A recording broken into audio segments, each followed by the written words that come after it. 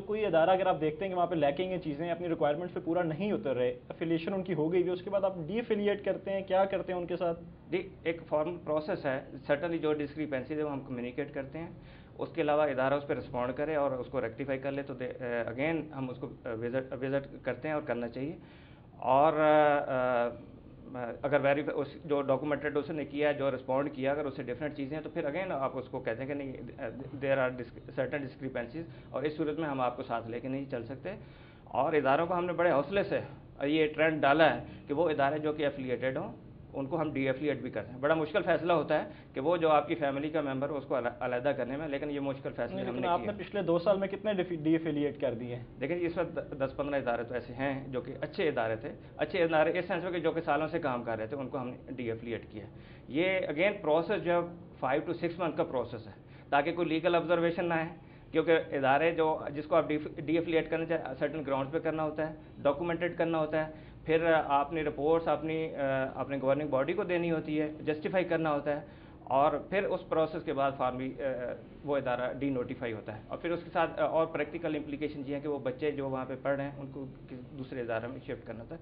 तो ये ट्रेंड हमने डाला है, यकीनन उससे बेहतरी भी आई है और मज़ीद बेहतरी के इम्कानात यकीनन है, और इस काम को मेरा ख्याल बढ़ाने की ज़रूरत है। मैं समझता हूँ कि ये सरप्राइज विजिट और ये जो इसके अलावा फॉर्मल एक सेटअप जो है हर बोर्ड के अंदर इदारा होना चाहिए, जो कि रूटीन में पीरियोडिक बेसिस पे साल में 1 या 2 दफ़ा उन इदारा को विजिट करें, उससे भी क्वालिटी बेहतर होगी और यकीनन बेहतरी के इम्कानात निकल आएंगे। डॉक्टर साहब, जो जितने आपके अदारे हैं इनमें अगर कोर्सेज हम देखें कि number of courses different type के अब इस वक्त कितने ऑफर हो रहे हैं?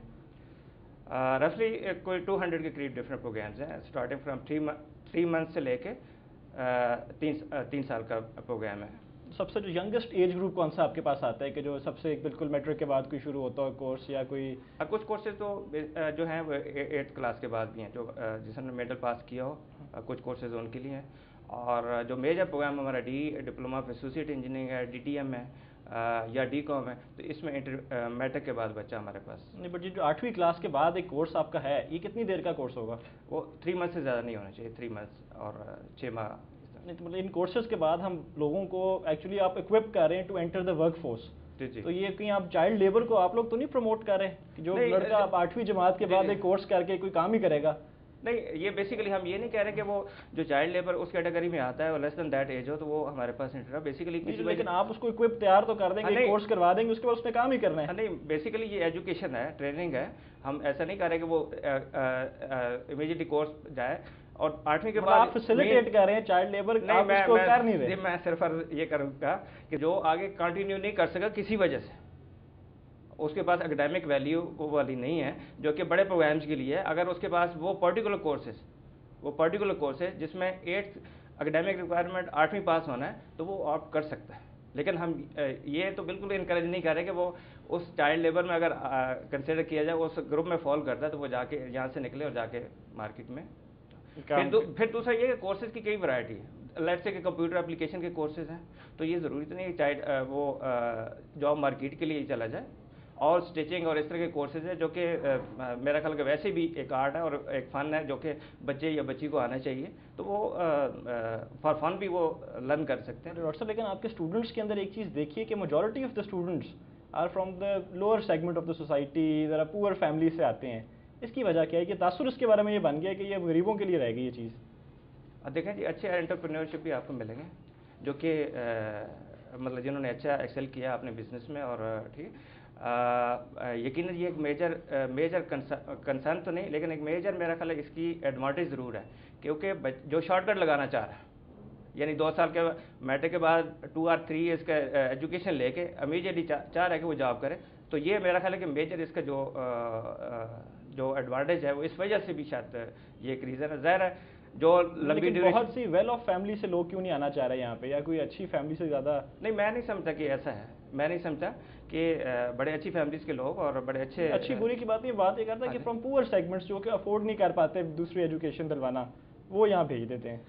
ज़्यादा जी, वहाँ ज़्यादा इन्वेस्टमेंट चाहिए, ज़्यादा टाइम चाहिए। फिर दूसरा एक और जो मैं समझा, अगर कंपैरिजन करना चाहूँ, वो बच्चा जो कि मास्टर्स भी कर लेता है, अगेन उसको स्किल चाहिए, अगेन उसको किसी वोकेशनल ट्रेनिंग चाहिए ताकि वो एक्सेप्टेबल हो जाए मार्केट के लिए। ठीक है, अगर वो अफोर्ड कर रहा है उस इंटेलेक्चुअल सारी एक्टिविज़म के लिए, तो यकीनन वो चॉइस तो ले सकता है, कोई रिस्ट्रिक्शन नहीं है, लेकिन ये बच्चा इमीडिएटली एक्सेप्टेबल हो जाता है मार्केट के लिए। अच्छा चलिए, जो कोर्सेज डॉक्टर साहब जो आप करा रहे हैं, ये डेवलप कौन करता है कोर्स? बेसिकली ये डोमेन टैप्टा इस वक्त जो फंक्शन है ये टैप्टा के पास है। टैप्टा स्टेक होल्डर्स को इन्वॉल्व करके, जिसमें इंडस्ट्री भी है, एम्प्लॉयज़ भी हैं, बोर्ड का एक अपना रोल है, फिर अकेडेमिया, मतलब लेट्स के जो आपकी इंजीनियरिंग यूनिवर्सिटीज़ वगैरह हैं या पंजाब यूनिवर्सिटी, इस तरह के जो जितने भी प्रोग्राम, जितनी भी हायर लर्निंग सीट्स हैं, तो उनको इन्वॉल्व करके फॉर्मली ये। बट बोर्ड का इसमें रुके, आप कोई मार्केट सर्वेज वगैरह करवाते हैं कि इस वक्त मार्केट में इस चीज़ की डिमांड है, या ये कोर्सेज हम नहीं करवा रहे, एक ये नया एरिया आ रहा है, इस पर हमें डेवलप करना चाहिए? हम अपनी इनपुट ज़रूर देते हैं, क्योंकि ये फंक्शन टैप्टा के पास है, हम अपनी इनपुट ज़रूर देते हैं। जो फीडबैक हम एम्प्लॉयर के साथ, जो इंटरेक्शन एम्प्लॉयर के साथ, या जो और अच्छे लोग हैं जो कि हमें फीडबैक दे रहे होते हैं, तो हम कम्युनिकेट ज़रूर करते हैं, और उसमें अपनी जो रिकमेंडेशन है वो भी हम पास ऑन करते हैं। कोर्सेज़ के समटाइम ये होता है कि कोर्सेज़ की इम्प्लीमेंटेशन के हवाले से आपको प्रॉब्लम आ रही है, उसकी जो कंपैटिबिलिटी है या मार्केट नीड को वो पूरा नहीं कर पा रहा। लेट्स से कि इंफॉर्मेशन टेक्नोलॉजी बड़ी रैपिडली चेंज हो रही है, तो उसमें पॉसिबल है हमारे कोर्सेज उस तरह ना हो, तो ये फीडबैक फिर हम पास ऑन करते हैं टैप्टा को, और टैप्टा फिर उस पर उस जो प्रोसेस है उसका, उस पर नए कोर्सेज, नए कंपोनेंट के साथ, नए फ्रेमवर्क में वो दोबारा कोर्सेज जो है वो डेवलप करके हमें। क्योंकि हमारी भी कुछ इंडस्ट्री वालों से, कुछ चेंबर्स से बात हुई थी, वो कहते हैं जी हमसे तो इनपुट नहीं लेते जब कोई कोर्स डेवलप करना हो, बट अब मतलब ये सवाल तो फिर आपसे बनता है कि ये टैप्टा से पूछने का ही सवाल है, अगर ये शॉर्ट कमिंग है। देखिए जी, मैं भी दे सकता हूँ, क्योंकि मैं कंट्रोलिंग बॉडी भी हमारी टैप्टा ही है, और फिर ये कि कंसर्न रहता है। मैं इसमें थोड़ा सा ये अर्ज करना चाहूँगा कि कई नई कोर्सेज इंडस्ट्री जिसको हम कैटर नहीं कर रहे थे, जिसकी नीड्स, ट्रेनिंग नीड्स पूरी नहीं कर रहे थे, मैं उसमें 2-3 एग्जांपल आपके सामने पेश करना चाहूँगा। इस पर हॉस्पिटैलिटी इंडस्ट्री के लिए बड़े लंबे अरसे से ये बिल्कुल वेकेंट था, और कोई कोर्स हमारे पास, कोई प्रोग्राम नहीं था, तो हमने डिप्लोमा इन होटल ऑपरेशन जो है वो स्पॉन्सर ही हॉस्पिटैलिटी इंडस्ट्री वालों ने किया, उसका करिकुलम डेवलप करके टैप्टा के थ्रू फॉर्मली प्रोसेस करके, और ये बीइंग चेयरमैन बोर्ड हमने उसको ऑनरशिप दी है, हमने उनको फैसिलिटेट किया। इसी तरह रिसेंटली मैट्रिक वोकेशनल का प्रोग्राम हमने लॉन्च किया है। वो मैट्रिक वोकेशनल प्रोग्राम जो कि बच्चियाँ, जिसमें आर्ट्स वाली बच्चियाँ जिनके पास कोई सिवाय सादा सिंपल सब्जेक्ट्स के अलावा कोई और ऑप्शन नहीं होता, तो उसमें भी हम कुछ कोर्सेज ऐड करके जो स्किल रिलेटेड है, जो कि बेसिकली सोसाइटी की नीड्स है, कि उसको वैल्यू एडिशन भी हम करते चले जाएँ और उसको ज़्यादा यूजेबल बनाएं सोसाइटी के लिए। इसी तरह हेल्थ केयर टेक्नीशियन का एक कोर्स है जो कि टोटली स्पॉन्सर्ड है प्राइवेट सेक्टर से। अशिफा इंटरनेशनल हॉस्पिटल है, उन्होंने टोटली डेवलप की है अपनी जो हेल्थ केयर जो सेक्टर था उसकी नीड्स को सामने रखते हुए। तो ये मेरा ख्याल है कुछ एग्जांपल जो है मेरा ख्याल है एग्जांपल तो बड़ी अच्छी है, इनसे लग ये रहा है कि बोर्ड इसमें पीछे पीछे और प्राइवेट सेक्टर आगे है। नहीं देखिए, तो काम आपका नहीं है कि टू एक्चुअली आइडेंटिफाई एरियाज जिधर ज़रूरत है और उसको आगे लेके चलें। देखें हम अगर उनको अकोमोडेट कर रहे हैं, उनके साथ उनके अच्छे आइडियाज को एक्सेप्ट कर रहे हैं, तो हम अपने अच्छे आइडियाज भी लाए नजर। आपने कौन सा इंट्रोड्यूस किया? रिसीविंग एंड पे तो हम वार्म वेलकम कर रहे हैं, लेकिन मैं अर्ज करूंगा कि हमारी बेसिक एक्टिविटी जो एग्जामिनेशन और टेस्टिंग है, डॉक्यूमेंट जो फाइनल करना है, उसको डेवलप करना है, वो टैप्टा का काम है। हम फोकस कर रहे हैं कि इसमें क्वालिटी एश्योरेंस है, हमारा सिस्टम क्रेडिबल हो, हमारे सिस्टम रिलायबल हो, उसमें मेल प्रैक्टिसेस ना हो, और जो कस्टमर है, जो क्लाइंट है, जो यकीनन वो टीचर्स हैं, जो इदारा है वो है, जो इंडस्ट्री है वो है, हम उनकी नीड्स पे, एक्सपेक्टेशन पे पूरे उतर सके, और जो हमारा बच्चा मार्केट में जाए वो ज़्यादा क्रेडिबल है और उसको वैल्यूएबल कंसिडर किया जाए। चलिए, एक न्यू कोर्सेज की बात तो एक तरफ होगी, बट जो पुराने कोर्सेज आप करा रहे हैं उनका करिकुलम भी कोई रिवाइज नहीं हुआ, साल से वही करिकुलम पढ़ाया जा रहा है, वो किसकी जिम्मेदारी है? वो भी टैप्टा की है कि वो आपकी है? नहीं, जो कोर्सेज नए डेवलप होके आ गए, नए कोर्सेज तो बिल्कुल साइड पे कर दें। वही अर्ज करूंगा ना, जो नए कोर्सेज डेवलप होके आ गए हम उनको रिप्लेस कर रहे हैं, पुराने वाले उनके नए वाले जो हैं उनको अडॉप्ट कर रहे हैं और पुराने को रिप्लेस कर रहे हैं। डॉक्टर साहब, जो आपके रिकग्नाइज्ड अदारे हैं, इनकी जो डिग्रियाँ मिलती हैं, जो डिप्लोमाज मिलते हैं, उनकी मार्केट में वैल्यू है क्या? कई यूनिवर्सिटीज़ तो रिकग्नाइज ही नहीं करती। देखिए जी, एक तो है उसकी एकेडमिकल वैल्यू, ठीक है, तो जितने भी फोरम है, मतलब लेट्स से कि अगर वो बच्चा आगे बढ़ना चाहे तो वो यकीनन FSC या डिप्लोमा के बाद यकीनन वो एक्सेप्टेबल है उस स्ट्रीम के लिए। और जॉब वाइज मैं समझता हूँ कि ये दे आर इन बेहतर पोजीशन में एज कम्पेयर टू अदर्स जो जर्नलिस्ट हैं उसकी मुकाबले में बेहतर है। बाकी यकीनन क्वालिटी में जो प्रेफरेंसेस हैं एम्प्लॉयर की वो वेरी करती हैं। एक अच्छी यूनिवर्सिटी से भी पढ़ने वाला ज़रूरी नहीं कि वो एक्सेप्टेबल हो जाए मार्केट के लिए। देयर आर अदर फैक्टर्स जो कि उस बच्चे की सिलेक्शन के हवाले से होते हैं। बाज़ दफ़ा बहुत अच्छा ग्रेजुएट है लेकिन वो मैच नहीं कर रहा होता इंडस्ट्री की रिक्वायरमेंट का या उस जॉब मार्केट वाले, तो वो मैच मेकिंग एक इशू है। तो उसमें यकीनन जो ग्रे एरियाज़ हैं, जो स्पेसेस हैं इम्प्रूवमेंट की, तो उस पर फोकस करने की ज़रूरत है।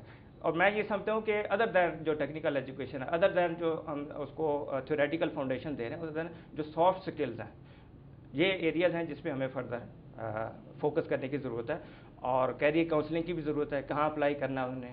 उसके अंदर यही मैं आपने मैच मेकिंग का जिक्र किया, इस मैच मेकिंग के अंदर बोर्ड क्या मदद करता है? कोई करियर काउंसलिंग, कोई जॉब प्लेसमेंट के अंदर? हाँ, नहीं, ये बेसिकली हम उसको कर नहीं पाएंगे, ये इदारों का काम है। और इदारों में कैरियर काउंसलिंग होनी चाहिए, उनकी गाइडेंस होनी चाहिए, ताकि वो बच्चा एक तो ट्रेड सेलेक्ट करे, और सेकंड ये है कि वो बच्चा आगे जो जॉब मार्केट के लिए एक्सेप्टेबल हो जाए फौरी तौर पर, और उसको चैनलाइज करना।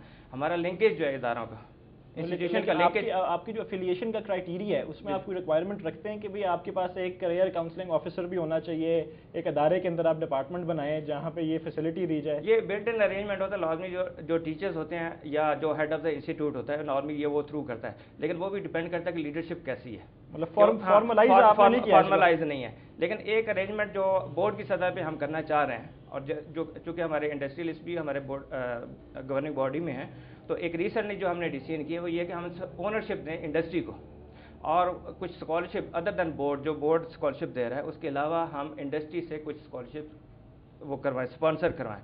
तो उस पर वर्कआउट कर रहे हैं हम इंशाल्लाह चैम्बर्स के साथ, और बाकी जो इंडस्ट्री, जो मेजर इंडस्ट्री है उसको फोकस करके हम ये चाहें। इस तरह ये एक लिंकेज हमारा बोर्ड का उस ग्रेजुएट के साथ ऑटोमेटिकली डेवलप हो जाएगा, और ओनरशिप ऑटोमेटिकली आ जाएगी।